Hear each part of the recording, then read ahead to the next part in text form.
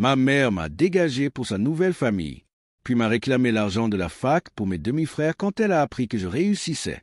Ça lui aurait dit. Je suis né à Lyon, dans un 2 pièces qui donnait sur un rond-point où les bus râlaient toute la nuit. Ma mère, Nathalie, avait 20 ans pile quand elle m'a eu. Mon père, biologique, c'est un nom de famille et une vieille photo floue. Il n'a jamais voulu d'enfant. Ça m'a été servi très tôt, comme un médicament amer.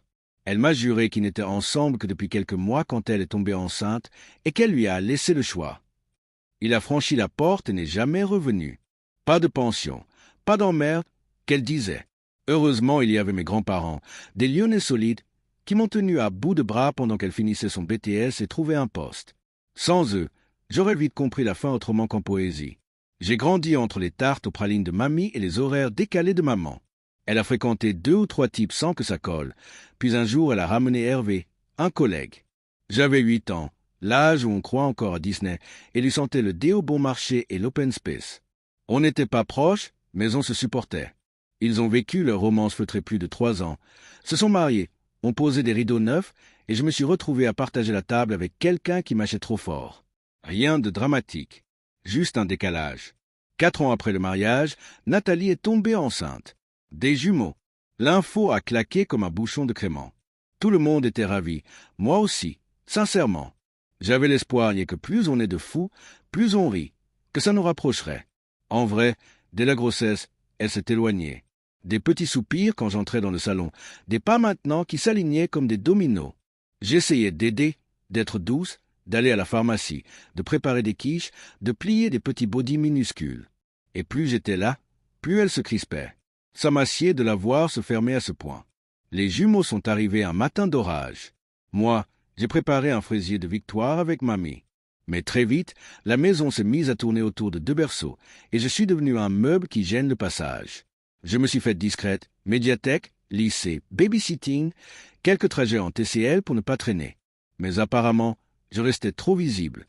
6 mois après la naissance, on m'a convoqué. Nathalie et Hervé, assis bien droit à la table de la cuisine, ambiance CAF mais sans guichet. Hervé parlait en serrant les mains. « Écoute, c'est compliqué. 2 bébés, un seul salaire qui fluctue, la crèche, le loyer, l'électricité. On n'y arrive plus. » Je me suis étouffé avec mon Perrier. Ils étaient 2 devs web, on ne roulait pas sur l'or mais on n'était pas au RSA non plus. Et moi, j'étais au lycée. Mineur, donc légalement, on n'est pas chez Disney. On ne jette pas une môme de 16 ans sur le trottoir. J'ai proposé de bosser les soirs, de payer mes propres fringues, de faire des ménages s'il fallait. Nathalie a levé la main. Las, non, il faut garder nos ressources pour ceux qui le méritent. Mot pour mot, ils méritent de rester plus que toi. Le culot en robe du soir. Ce n'était pas ils en ont besoin, c'était ils le méritent. Là, j'ai senti quelque chose se casser net, comme une biscotte sous le pied. Je ne voulais pas partir, mais j'ai compris le message. On n'allait pas m'expulser officiellement, trop risqué. Voisinage, police municipale si tapage, tout ça. On allait juste me pousser vers la sortie jusqu'à ce que j'aie la dignité de partir d'elle-même. Alors j'ai pris un sac, 3 t-shirts, mes baskets blanches et mon dossier scolaire, et je suis allé directement chez mes grands-parents, à mon plaisir. Mamie a blêmi, papy a serré les dents. Ils n'ont pas coupé les ponts avec Nathalie. C'est la mère des petits, qu'ils disaient, et je sais bien que les liens, ça ne se tranche pas à la hache. Mais ils m'ont ouvert la porte sans poser de questions. À 16 ans, j'ai trouvé un job du soir dans une boulangerie, à tartiner des éclairs et à compter les pièces jaunes. Pas glorieux, mais ça payait mes cahiers et la carte de bus. Je ne voulais pas plomber le budget de mes grands-parents. Ils avaient déjà leur médoc CPAM, leurs factures, leur chaudière capricieuse. De temps en temps, je voyais Nathalie et Hervé quand ils passaient chez Papy-Mamie avec les jumeaux. Ils me parlaient comme on parle à une voisine croisée dans l'ascenseur, poli, cordiaux, lisse. Pas une question sur mes notes, pas un tu tiens le coup. Ils avaient l'air plus détendus sans moi. Ça m'a piqué, évidemment, mais que faire? Je n'allais pas mendier une place à table. Le lycée s'est terminé dans une sorte de tunnel. J'allais en cours, je bossais, je révisais sur un coin de table. Le jour où j'ai reçu la réponse de la fac, j'ai regardé la lettre, j'ai pensé franchissement. Ce serait Paris, le RER, des pâtes toutes les semaines, une robe fluide pour les oraux, et des lendemains où je construirais autre chose. Mais ça, c'est pour plus tard. À ce moment-là, j'étais encore la fille qu'on avait gentiment écartée pour le bien des bébés. et j'apprenais à respirer sans qu'on me reproche de prendre de la place. Je pourrais enjoliver, dire que j'ai pardonné, que j'ai compris que les nouvelles familles, c'est compliqué. Non, la vérité, c'est qu'à 16 ans, on te met dehors avec des mots polis et ça marque. On dit que je suis resté bloqué dans mon époque. Peut-être, mais je sais reconnaître quand on me retire la chaise pendant que je m'assois. Mes grands-parents m'ont tendu la main et je m'y suis accroché. Le reste, on verra. J'ai débarqué à Paris un dimanche soir d'août avec 2 valises qui grinçaient et un billet pré-messe. Résidence étudiante du côté de Cité-U la première année, puis un studio Minus dans le 13e avec vue sur un mur. Mes grands-parents m'avaient fourré un tupé de quiche et une enveloppe avec « au cas où », mais je savais qu'il ne fallait pas compter dessus. Ils avaient déjà leur médoc, la chaudière, la taxe foncière. Côté famille, officiel, silence radio. Nathalie et Hervé m'ont répondu un vague bon courage quand j'ai proposé qu'on fasse le trajet ensemble pour l'emménagement. Puis désolé, on garde nos sous pour les petits. J'ai levé le carton vaisselle toute seule, avec 2 potes du lycée montés en convoi. Je me suis dit que c'était ça, grandir, porter l'eau sans faire de bruit. Financièrement, j'ai aligné les bouts de ficelle, bourse cross niveau Razmot, job dans un café à la sortie du RRB, quelques traductions payées au noir, et surtout un prêt étudiant. Personne ne voulait se porter caution. Évidemment, c'est mon oncle, le frère de Nathalie, qui a dit « OK à condition que je fasse tout pour qu'il n'ait jamais à payer un centime ». Marché conclu. Je n'oublierai jamais la signature à l'agence, l'odeur du plastique, mon oncle qui plaisante pour détendre l'atmosphère, et moi qui serre les dents. Franchissement, encore, le banquier parlait d'assurance, de CPAM, de garantie, et j'hochais la tête comme si j'avais compris toute ma vie d'adulte en 1 heure. Les années fac ont été une longue suite de pas trop cuites, de partiels à 8 heures du matin et de réveil dans un RER à louper ma station. Je rentrais à Lyon pour Noël, une bûche chez mamie, papy qui disait que Paris me donnait des cernes et de l'ambition. Nathalie passait parfois déposer des cadeaux pour les jumeaux chez mes grands-parents. Elle me faisait la bise comme à une voisine. Ça m'a scié la première fois, puis j'ai arrêté d'attendre. Hervé, lui, est resté bloqué dans son époque, toujours à part les projets, levée de fonds et les enfants d'abord. Moi, je prenais mes horaires, j'empilais les shifts et je payais mes loyers. Le jour où j'ai décroché mon premier CDI, dans une boîte de service à Paris, j'ai envoyé un SMS à papy-mamie. Contrat signé. Eux seuls ont répondu par un cœur et 3 points d'exclamation. Nathalie? Rien. À la remise des diplômes, ils étaient là dans leur manteau trop chaud pour la salle. Ma mère? Non. Je me suis étouffé avec mon Perrier au cocktail en entendant derrière moi une fille raconter que sa mère pleurait trop fort de fierté. Bon, on n'est pas chez Disney. Je suis rentré en métro avec mes fleurs fanées, j'ai rangé mon diplôme dans un tiroir et j'ai mis un réveil pour le lendemain. Les premières années, j'ai vivoté, salaire pas fou, mais assez pour l'appart, les factures, un peu de quiche maison le dimanche soir et, surtout, je remboursais mon prêt. Chaque mensualité cochée était une marche. Je ne dépensais pas. Pas de week-end à Lisbonne, pas de basket blanche neuve avant que les anciennes rendent l'âme. Et puis, à force d'être là, d'apprendre, de rester tard, j'ai commencé à monter. Une chef partie en congé mat, une mission que personne ne voulait, une crise client évitée par miracle, et on te file les clés du camion. Rien de magique, juste de l'usure bien placée. À 33 ans presque, j'étais encore dans la même boîte mais plus haut, avec une équipe, des réunions où on te propose du café trop cher et un badge qui ouvre plus de portes. 4 mois avant ce que je raconte là, j'ai eu une grosse promo. J'ai gardé ça pour moi, ou presque. Je l'ai dit à papy-mamie, évidemment, et à mon oncle, parce que c'était lui qui avait signé pour moi à 20 ans. Il m'a serré dans ses bras comme si j'avais couru un marathon. Je n'ai pas vu venir la suite. Mon oncle a croisé Nathalie et Hervé à un anniversaire de famille. Rien d'extraordinaire. Quelques verres, des nouvelles, et toi? Il a parlé de moi, de mon boulot, brut de décoffrage. Il pensait bien faire. Sauf que, très vite, j'ai reçu un mail sans objet. On peut passer? J'ai bloqué depuis des années, je n'avais plus rien à dire. 2 jours plus tard, on sonnait à ma porte. Je les ai laissés entrer par politesse et par curiosité malsaine, je suppose. Ils se sont assis sur mon canapé comme chez le notaire. Hervé a commencé par flatter. Mon poste, ma progression.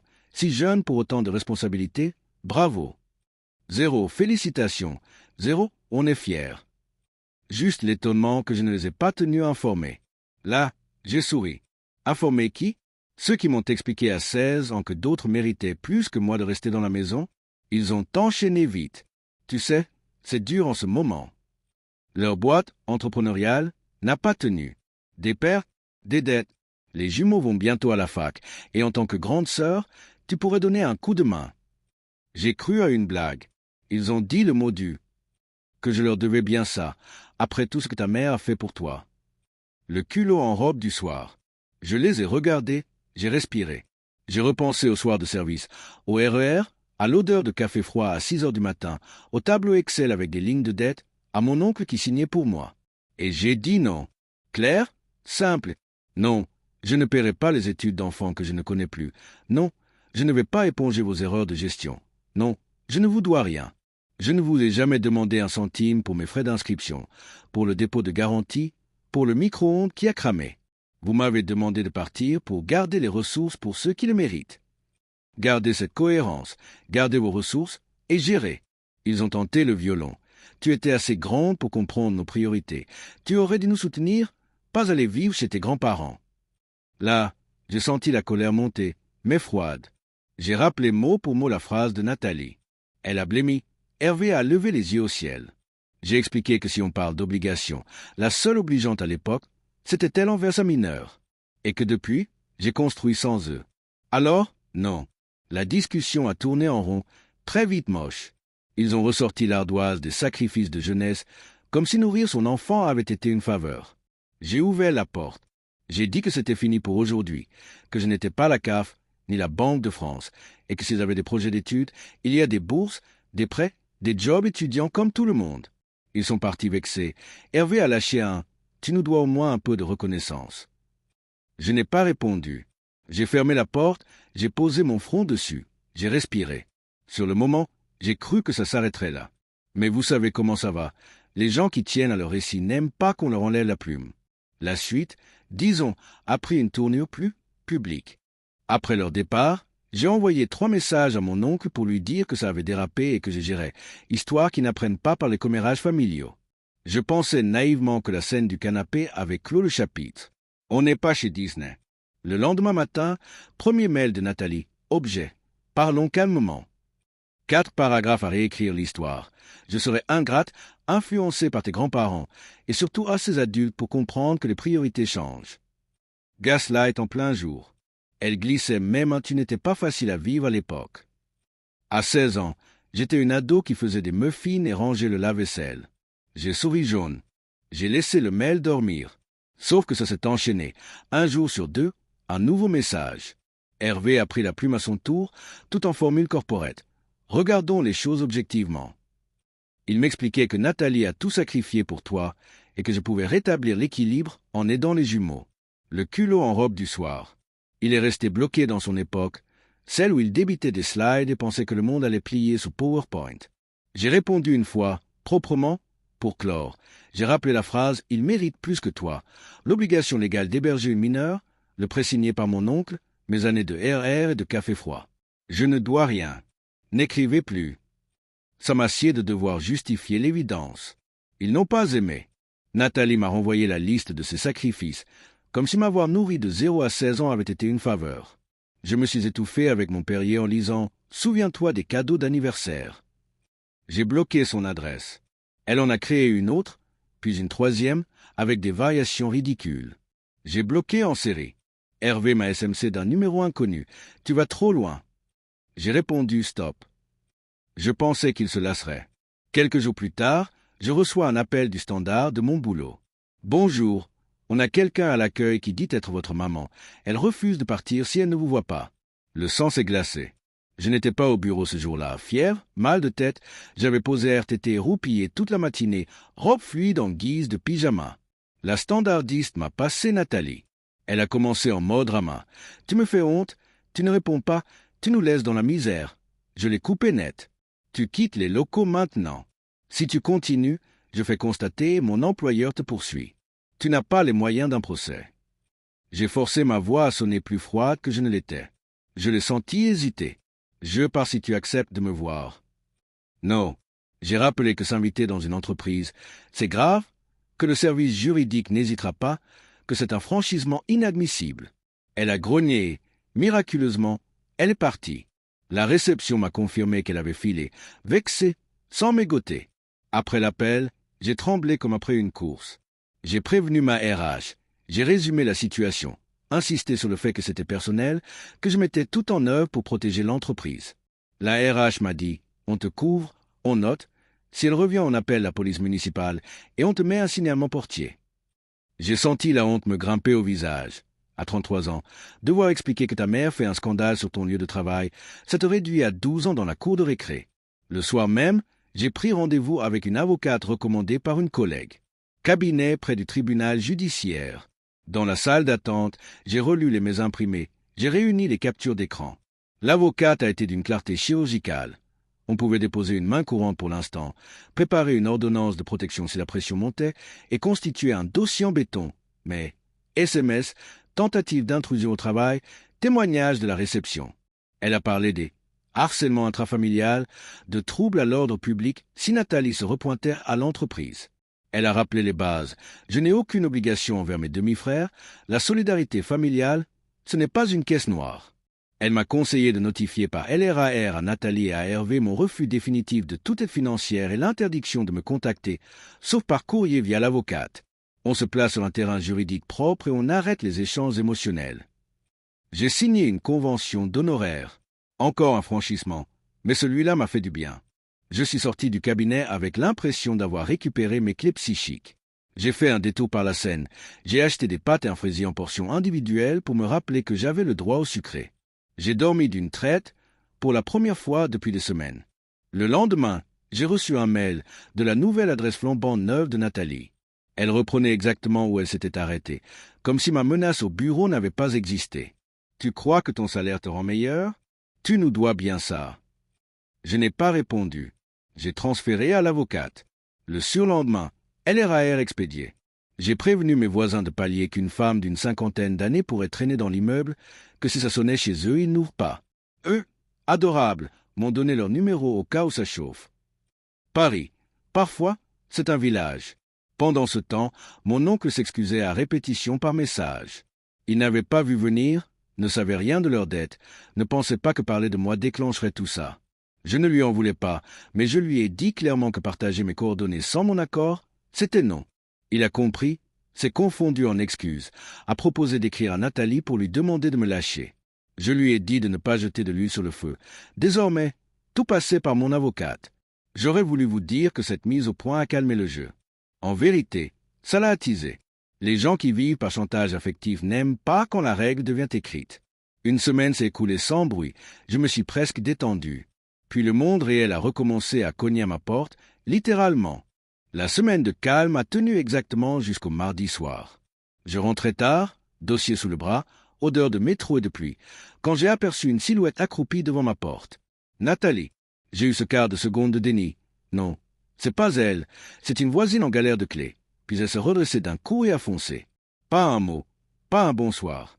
Elle m'a happé par l'avant du manteau, m'a plaqué contre le chambranle et mon téléphone a volé dans l'escalier. J'ai senti l'adrénaline basculer comme un rideau métallique. Elle hurlait que j'étais l'ingrate qui l'avait ruinée, que, si je payais pour mes demi-frères, tout rentrerait dans l'ordre. J'ai eu juste le temps de lever l'avant-bras pour éviter un coup, et j'ai poussé d'instinct. Elle a trébuché, a juré, a tenté d'arracher mon sac. J'ai crié. Les voisins ont ouvert leurs portes, tête à demi, puis complètement en voyant la scène. 2 d'entre eux se sont interposés. Une voisine a déjà composé le 17. On n'est pas chez Disney. Quand ça dérape dans une cage d'escalier, tout va très vite et tout le monde entend. Je tremblais mais je tenais debout. Je lui ai dit de partir, qu'on allait appeler la police, qu'elle était filmée par la caméra de l'immeuble. Elle m'a injurié, m'a accusé d'avoir pris sa place de mère, d'avoir monté tout le monde contre elle. Les voisins l'ont maintenue à distance. Pas brutalement, juste le corps en barrage. La patrouille est arrivée en moins de 10 minutes. Contrôle d'identité, recueil des témoignages, constat des marques sur mes poignets. J'ai récupéré mon téléphone en m'agenouillant. J'avais envie de vomir. Je me suis entendu dire d'une voix étrangère « Je veux déposer plainte ». On est parti au commissariat du quartier. Mon avocate, que j'ai appelée depuis la salle d'attente, m'a dit de raconter tout, chronologiquement, sans enjoliver ni minimiser. J'ai déroulé l'éviction à 16 ans, les mai, la venue au boulot, la scène de l'entrée. La policière prenait des notes professionnelles et douces. Elle m'a proposé une main courante si je n'étais pas sûr. J'ai dit plainte. parce qu'il fallait un stop franc. On m'a pris des photos des ecchymoses, on a enregistré les versions des voisins. De son côté, Nathalie a voulu expliquer qu'elle venait juste parler. Les agents l'ont recadré. Franchissement, violence, trouble à l'ordre public, le volet pénal ne plaisante pas.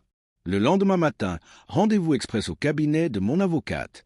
Dossier sous le bras, preuves imprimées. LRAR déjà parti la semaine précédente.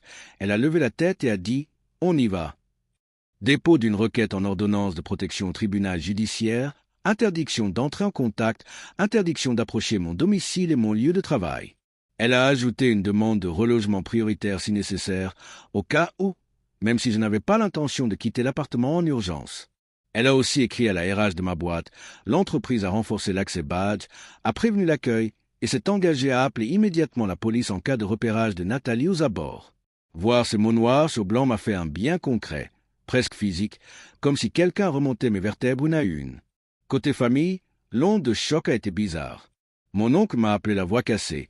Hervé l'avait contacté pour dire qu'il avait récupéré les garçons et qu'il s'installait chez ses parents à Villeurbanne le temps que ça se calme. Traduction. Le couple explose. Il aurait confronté Nathalie en rentrant du commissariat. Elle a hurlé, jeté un mug, il est parti avec les jumeaux, qui ne sont plus vraiment des petits, à 2 pas de la majorité. Il m'a dit qu'ils étaient sous le choc, qu'ils n'avaient jamais vu leur mère comme ça. Je n'ai pas su quoi répondre. Une partie de moi était triste pour eux, une autre se recroquevillait de rage glacée. Mes grands-parents, eux, n'ont pas tergiversé. Ils m'ont appelé à tour de rôle, puis ensemble, puis ils sont montés le week-end suivant avec un sac de victuailles et le regard de vieux lion. Mamie a posé un fraisier sur la table, papy a vérifié la serrure et a dit qu'il allait me mettre un entrebâilleur en plus.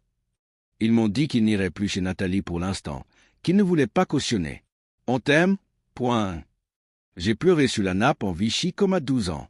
Ça m'a scié de gratitude.